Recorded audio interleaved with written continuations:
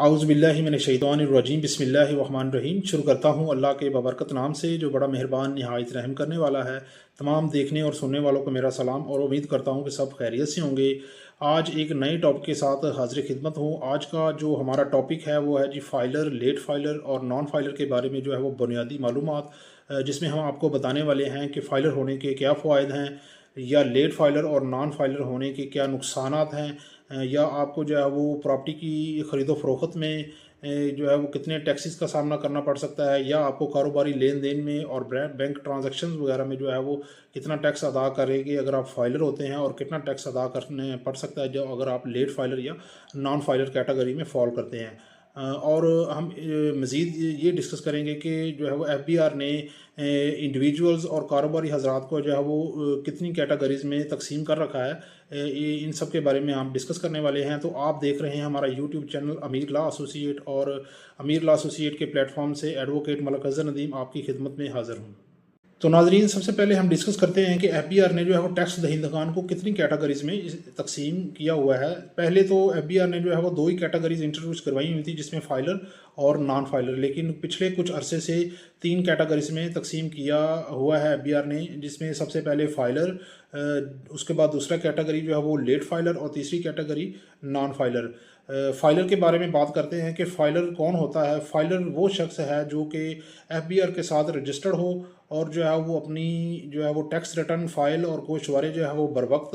जो है वो जमा करवाता हो, और उसका नाम एफबीआर की जारी करदा एक्टिव टैक्स पेयर लिस्ट में जो है वो शामिल हो, उसको हम कहेंगे फ़ाइलर। और उसके बाद जो दूसरी कैटेगरी है वो जी लेट फाइलर की कैटेगरी। लेट फाइलर हम उसको कहेंगे जो एफबीआर के साथ रजिस्टर्ड तो हो, लेकिन जो है वो उसने अपने गोशवारे या इनकम टैक्स रिटर्न जो है वो बर वक्त जमा ना करवाई हो। एफबीआर की जारी करदा या मुतय्यन करदा जो तारीख है उसके बाद जो है वो अपनी टैक्स रिटर्न फाइल की हो, तो वो लेट फाइलर कैटेगरी में आएगा, फॉल करेगा, और उसको जो है वो फाइलर की निस्बत जो है वो डबल टैक्स अदा करना पड़ता है। उसके बाद जो तीसरी कैटेगरी है वो नॉन फाइलर। इसमें सबसे पहले ये है कि वो शख्स जो है वो एफबीआर के साथ रजिस्टर्ड ही ना हो, उसको हम नॉन फाइलर कहेंगे, या वो एफबीआर के साथ रजिस्टर्ड तो हो लेकिन वो कई सालों से जो है वो उसने अपनी टैक्स रिटर्न फाइल ही ना की हो, अपने गोशवारे जो है वो जमा ही ना करवाए हों,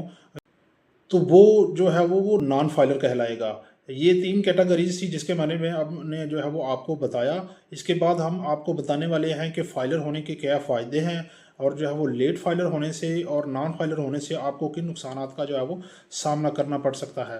तो नाजरीन, जो पहली कैटेगरी है फाइलर की, उसके बारे में हम डिस्कस करते हैं कि फ़ाइलर होने के कौन कौन से फ़ायदे हैं। ऐसा शख्स जो एफबीआर के साथ रजिस्टर्ड हो और अपनी बर वक्त जो है वो टैक्स रिटर्न फाइल और गोशवारे जमा करवाता हो, और उसका नाम एक्टिव टैक्स पेयर लिस्ट में शामिल हो, तो उसको जो है वो दर्ज झेल फ़ायदे हासिल होंगे। सबसे पहले ये को प्रॉपर्टी के लेन देन में उसको बचत होगी, यानी कि अगर प्रॉपर्टी वो परचेज़ करता है तो उसको विद होल्डिंग टैक्स में बचत होगी, और अगर वो प्रॉपर्टी सेल करता है तो एडवांस टैक्स, जिसको उर्फ़ आम में गेन टैक्स भी कहते हैं, वहाँ पर बचत होगी। लेकिन यहाँ पे मैं एक चीज़ ऐड करता चलूँ कि ऐसे केस भी मेरे सामने आते हैं, या ऐसे क्लाइंट भी आते हैं जिनको मालूम ही नहीं होता कि वो फाइलर हैं या लेट फाइलर हैं या नॉन फाइलर हैं, क्योंकि प्रॉपर्टी के लेन देन के वक्त जो है वो लोग जो है वो टैक्स दहिंदान को उनको बताए बगैर, उनके इल्म में लाए बगैर जो है वो उनको फाइलर कर देते हैं, और टैक्स की जो बचत वो खुद हासिल करते हैं, टैक्स दहिंदा को कोई बचत हासिल नहीं होती, और बाद में ना तो जब उनके गोशवारे जमा नहीं होते या इनकम टैक्स रिटर्न फाइल नहीं होती, तो वो जो है वो नॉन फाइलर कैटेगरी में फॉल करते हैं, तो उनको बहुत जो है वो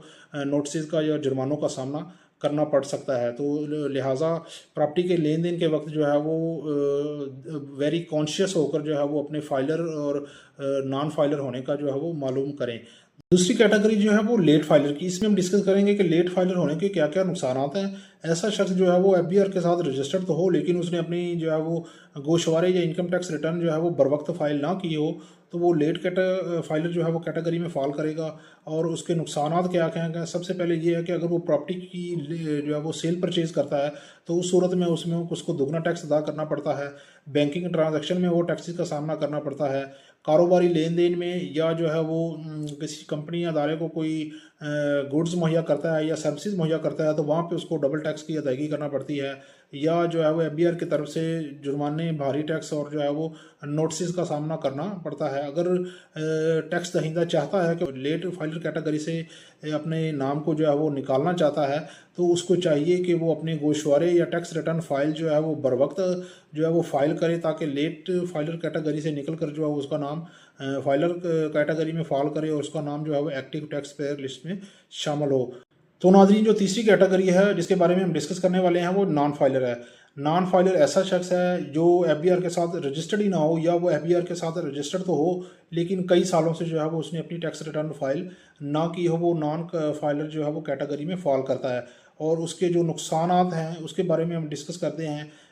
जो फाइलर को जो है वो फ़ायदा हासिल है वो नॉन फाइलर के लिए वो उसके लिए वो नुकसान आती हैं कि प्रॉपर्टी के लेन देन, सेल परचेज़ में जो है वो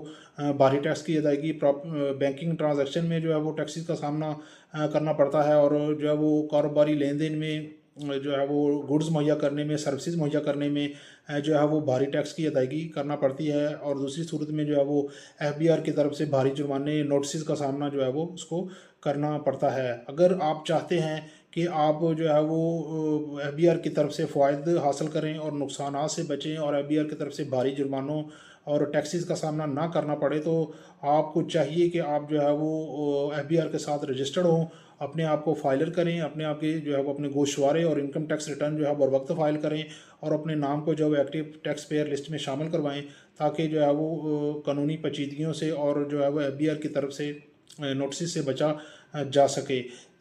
तो नाज़रीन, अगर आप चाहते हैं कि आपको टैक्स की अदायगी कम करना पड़े या आपको कानूनी मसाइल से जो है वो उसका सामना ना करना पड़े, या आपको माली फ़ायदे जो है वो हासिल हों,